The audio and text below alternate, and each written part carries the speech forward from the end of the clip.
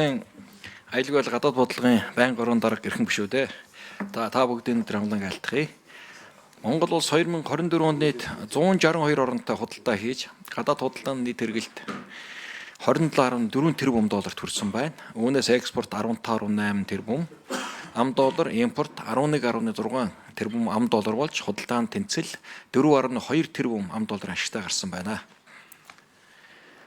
2024 оны байдлаар Орос холбооны улстай хийсэн худалдаа 2.7 тэрбум ам долларын алдагдaltaй байна.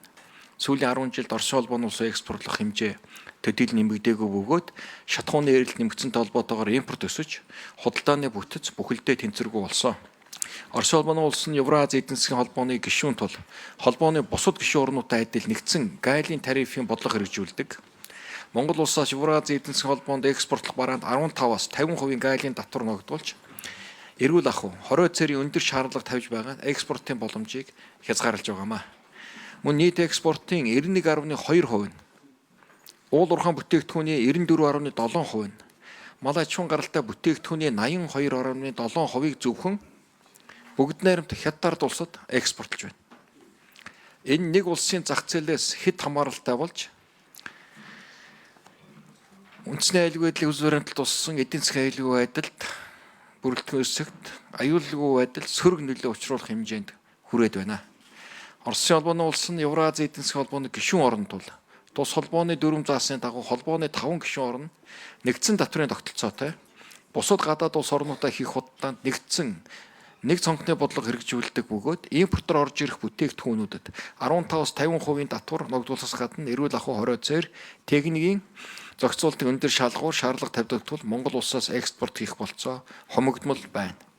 Иймээс гол түнш орнуудтай хийх худалдаанд тулгарч буй тарифын болон тарифын бус саад татварыг бууруулж, харьцангуй давуу талтай бүтээгдэхүүнээ саадгүй экспортлох, дотоодын үйлдвэрлэлд шаардлагатай орц, түүхий эд, тоног төхөөрөмжийг хямд өртгөөр импортлох нөхцөлийг бүрдүүлэх шаардлагатай байна. Үүнийг хэрэгжүүлэх гол хэрэгслэн чөлөөт худалдааны хэлцээрүүдийг байгуулах явдал юм. Тус хэлцээр нийт 31 зүйл 4 хавсралтаас бүрдэх бөгөөд хөрөнгө оруулалт, үйлчилгээний худалдаа, банк санхүү, төлбөр тооцоо зэрэг асуудлыг тусгаагүй. Зөвхөн 367 барааны хүрээнд тохиролцсон болно. Мөн хэлцээр 3 жилийн хугацаатай бөгөөд талууд өөрөөр тохиролцоогүй бол хугацааг сунгасан тооцноо.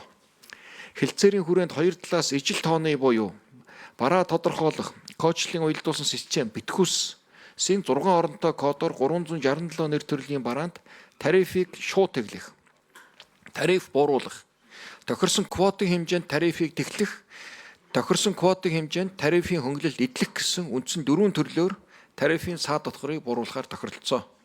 Түүнчлэн Улаанбуудаа, Өндөг зэрэг манай улсын стратегийн болон хүнсний гол нэрийн бүтээгдэхүүний импортын нөлөөллийг бага байлгахад онцгойлон анхаарсан бөгөөд тоо хэмжээний хязгаарлалтыг тогтоох, зарим барааг хасуулах замаар дотоодын үйлдвэрлэлийг хамгаалах зохицуултыг хэлцээрийн төсөлд тусгасан болно. Олон улсад чөлөө худалдааны хэлцээр хийхэд түгээмэл ашигладаг ерөнхий тэнцвэрийн загварын тооцоололоор хэлцээр хэрэгжснээр манай улсын дотоодын нийт бүтээгдэхүүн 0.2%, хөрөнгө оруулалт 257%, Евразийн эдийн засгийн холбоо руу хийх экспорт 24.1% өсөх боломжтой байна. Тухайлбал махан бүтээгдэхүүн, ноос, ноолуур, нэхмэл, сүлжмэл болон арьсшир бол зэрэг боловсруулах үйлдвэрийн гол бүтээгдэхүүний экспорт 42-оос 152%-аар нэмэгдэж, Монголын бүтээгдэхүүн гайлын татваргүйгээр өргөн зах зээлд нэвтрэх нөхцөл бүрдэнэ. Мөн Монгол улс болон Евразийн эдийн засгийн холбоо түүний гишүүн орнуудын хоорондын худалдааны төрөв хэлцээр байгуулах асуудал нь Алсын хараа 2050 Монгол улсын урт хугацааны хөгжлийн бодлогын баримт бичиг, Монгол улсын үндэсний аюулгүй байдлын үзэл баримтлал, Монгол улсын засгийн газрын 2024-өөс 28 оны үйл ажиллагааны хөтөлбөрт тусгагдсан болно. Цагаан алт, хүнсний хувьсгал, шинэ хоршоо, хөдөлгөөн зэрэг төрийн бодлогын хүрээнд хөдөө аж ахуйн салбарыг дэмжих ажил идэвхтэй өрнөж буй энэ цаг үед тус хэлцээр нь дотоодын боловсруулах үйлдвэрлэл болон нэмэн үртэг шингэсэн бүтээгдэхүүний экспортыг нэмэгдүүлж, малчин өрх болон үйлдвэрлэгч, экспортлагчдын орлогыг өсгөх, ажлын байрыг нэмэгдүүлэх ач холбогдолтой. Мөн дээр дурдсан Монгол улсын бодлогын баримт бичгүүд тусгагдсан бүс нутгийн интеграц нэгдэх, нэг эдийн засгаас хараат байдлыг бууруулах, экспортын зах зээлийг тэлэх, төрөлжүүлэх зорилтыг хэрэгжүүлэх, худалдааг хөнгөвчлөх, хувийн хвшил, жижиг дунд үйлдвэрлэлийг дэмжих ач холбогдолтой. Экспорт үйл ажиллагаа хөнгөлөх чиглэлээр чухал ахиц гарч зардал буурах боломж бүрдэх бөгөөд орц материалыг экспортын барааны өртөхийн 50% тооцсон тарифын хөнгөлөлт эдлэх, барааг 4 цагийн дотор олгох, гарал үүслийн гэрчлэгийг нөхөн гаргах боломжтой болох, эрсдлийн үнэлгээнд тулгуурсан гайлын шалгалтын шин зохицуулт хэрэгжих, 5,000 еврогоос бага үнэтэй бараанд гарал үүслийн гэрчлэгээ шаардахгүй байх зэрэг өөрчлөлтөнд бизнес орчныг сайжруулах юм а.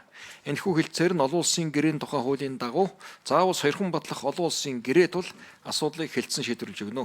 Анхаарал тавьсанд баярлалаа. За, энэхүү сайд баярлалаа. За